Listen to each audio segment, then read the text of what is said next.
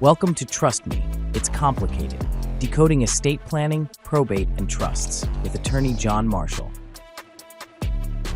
Welcome to Trust Me, It's Complicated with me, your host, John Marshall. I'm here to help make estate planning feel less overwhelming and more empowering. I'm an attorney. I own Marshall Law, located in Wildwood, Florida. Many people know the area as the Villages. So I'm happy to be here. Happy to talk to you today about something that I handle a lot. Things that I'm interested in is probate. And with probate, there are a lot of myths, a lot of things that people think they know that is not necessarily correct. And so I wanted to start off with a few of the ones that I find a little bit funnier, things that I think a lot of people get from television, and then we'll dive into some more of the serious issues or myths about probate that are out there. Now, the first myth that I always find very entertaining is the idea of a reading of the will. And while that makes for great television, it's not really practical and it's not really done.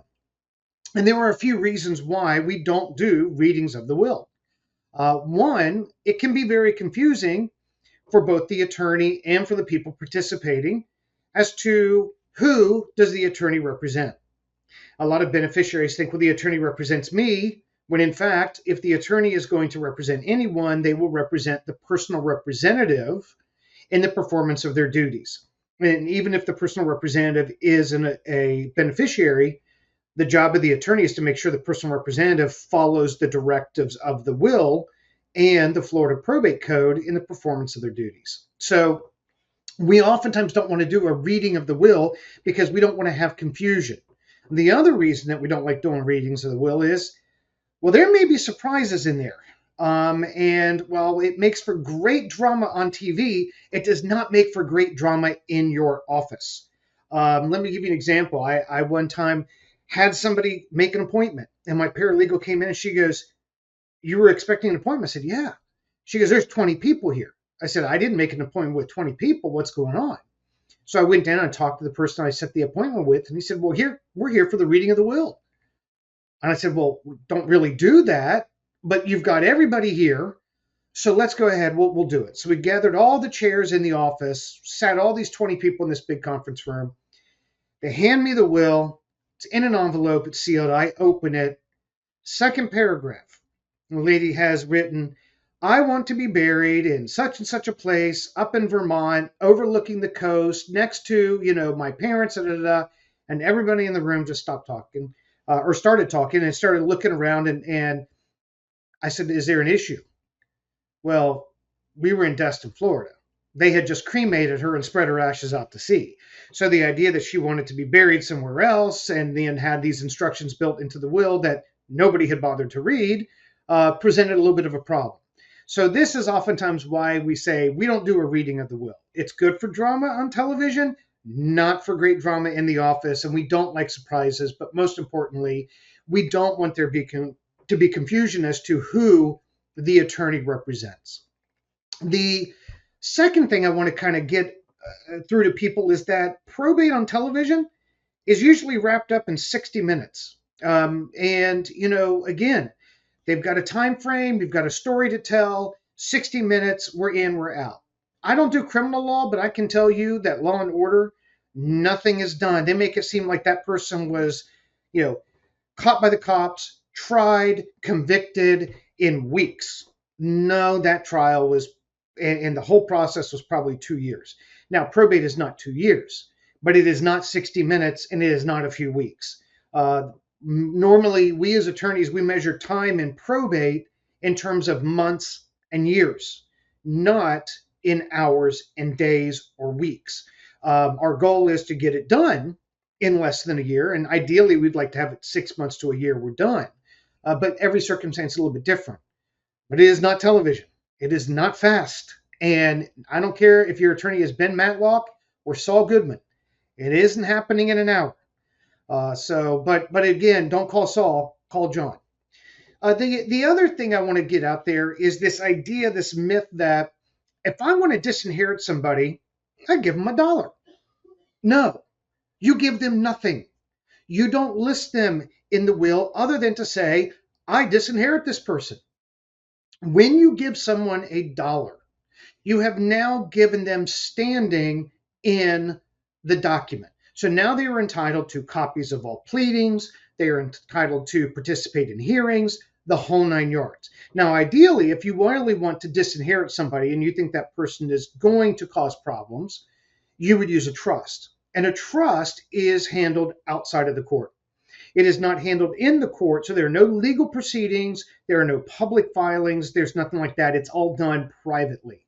And so if we disinherit someone and we give them nothing, then what happens is they don't get copies of any documents. They're not entitled to copies of financial statements, the trust, nothing.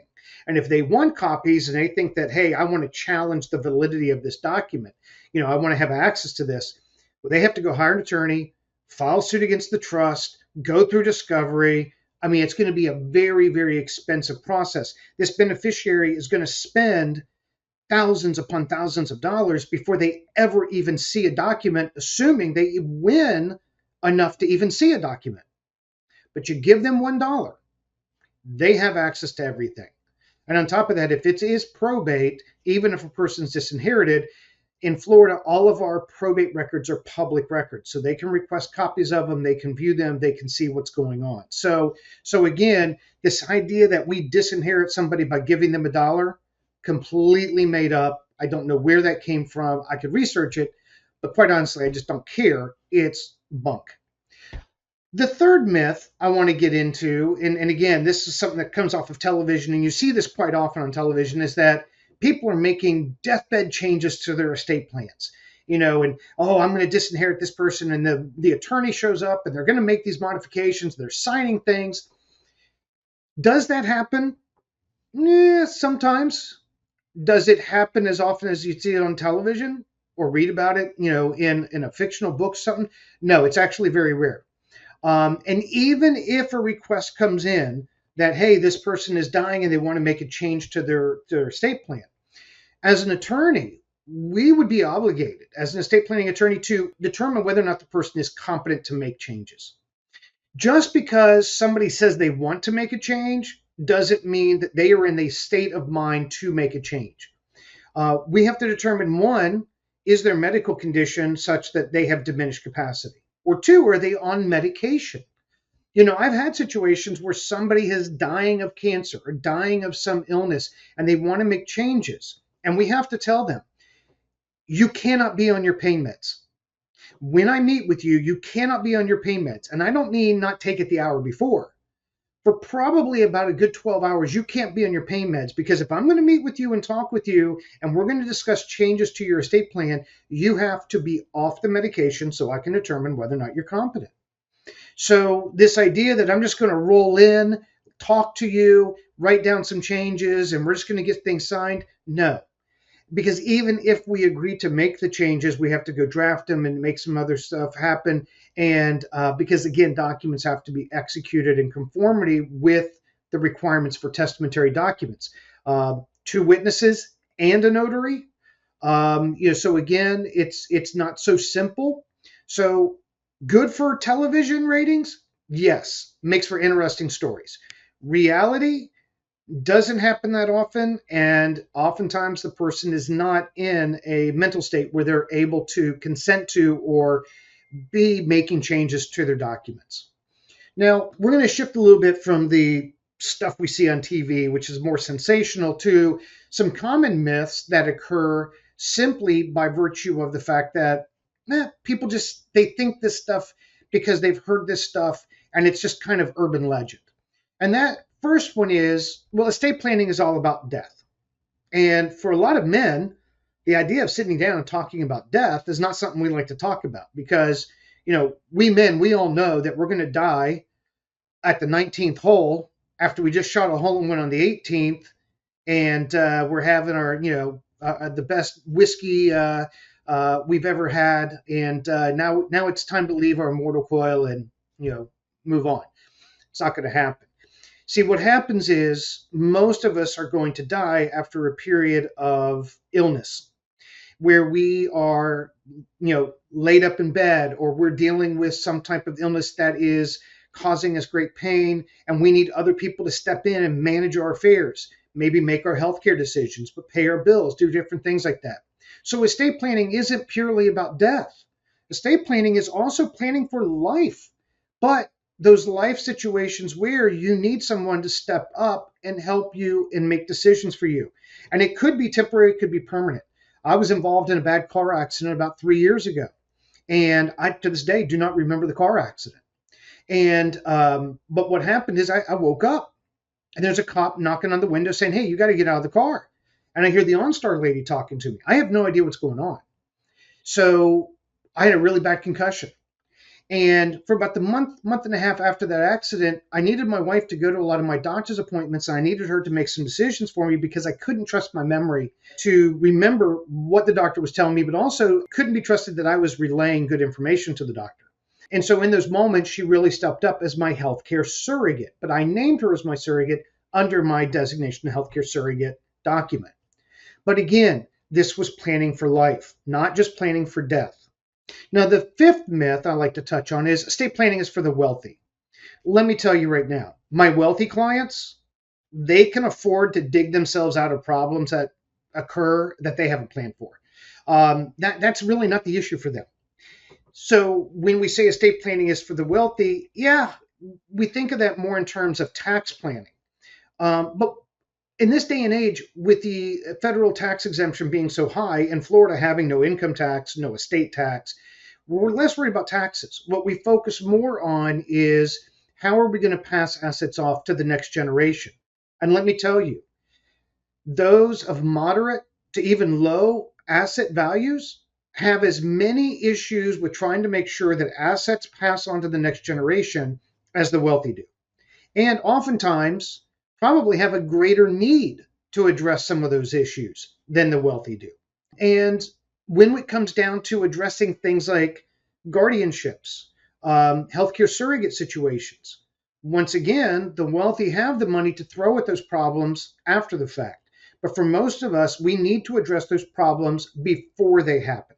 And that's really what a good estate plan does is we're saying, hey, what could happen? Let's plan for it now so that if it does happen, the cost isn't as great on the back end. So you could spend some money to get a power of attorney now, or disregard it, wait until you become incompetent, and then have your family file for guardianship afterwards. Show of hands, who loves guardianships?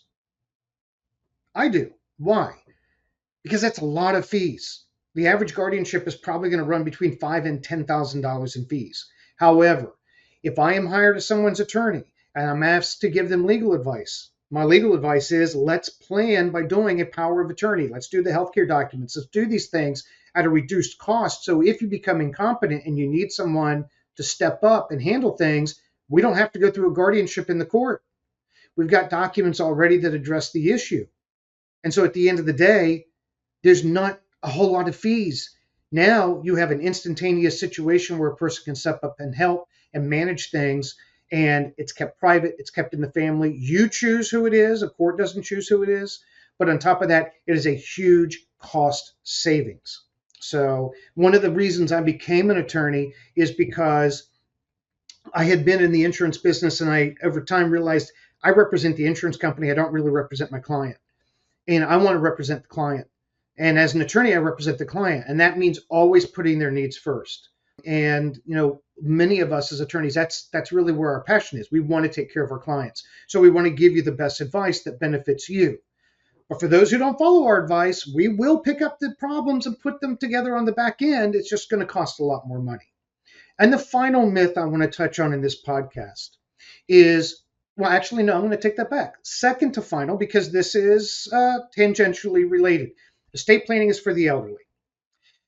It is, but it isn't. Most people don't approach estate planning until they are approaching retirement or actually are in their retirement years. Estate planning is for the elderly from the standpoint that they need to get their estate plan addressed. But is it exclusively for the elderly? No, it is not. And the reason I say that is when you turn 18, you are considered an adult under the law. So my niece turned 18 last year.